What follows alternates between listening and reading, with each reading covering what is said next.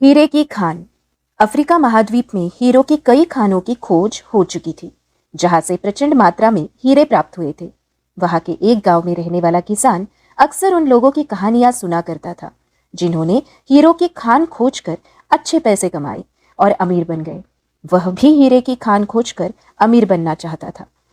एक दिन अमीर बनने के सपने को साकार करने के लिए उसने अपना खेत बेच दिया और हीरो की खान की खोज में निकल पड़ा।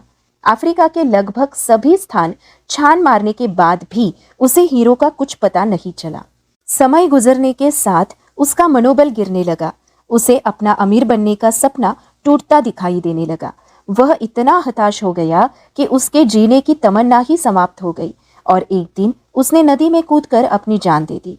इस दौरान दूसरा किसान, जिसने पहले किसान से उसका खेत खरीदा था, एक दिन उसी खेत के मध्य बहती छोटी नदी पर गया। उसे नदी के पानी में से इंद्रधनुषी प्रकाश फूटता दिखाई पड़ा। उसने ध्यान से देखा तो पाया कि नदी के किनारे एक पत्थर पर सूर्य की किरणें पड़ने से वह चमक रहा था। किसान ने झुककर वह पत्थर उठा लिया और घर ले आया। वह एक खूबसूरत पत्थर था।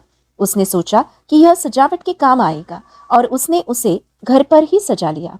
कई दिनों तक वह पत्थर उसके घर पर ही सजा रहा। एक दिन उसके घर उसका एक मित्र आया।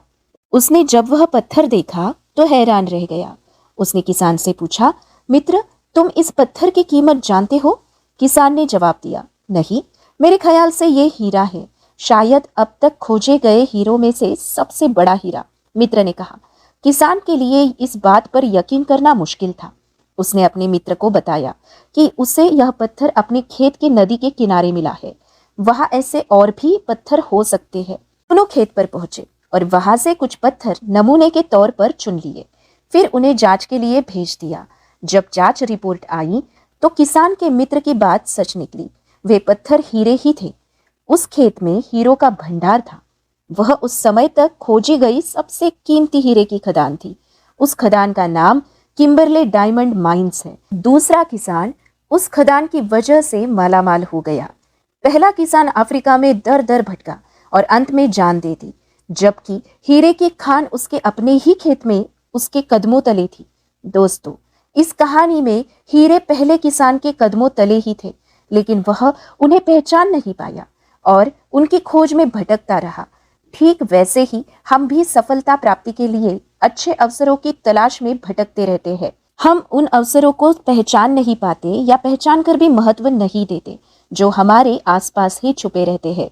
जीवन में सफल होना है तो आवश्यकता है बुद्धिमानी और परख से उन अवसरों को पहचानने की और धैर्य से अनवरत कार्य करने की। फिर सफलता निश्चित है। आज की कहानी कैसी लगी हमें कमेंट में जरूर बताएं। वीडियो पसंद आए तो चैनल को लाइक और सब्सक्राइब कीजिए। इसे अपने दोस्तों और परिजनों के साथ शेयर कीजिए। फिर मिलते हैं ऐसी ही रोचक कहानी के साथ हमारे नेक्स्ट वीडियो में। तब तक के लिए अपना ध्यान रखें और खुश रहिए। धन्यवाद।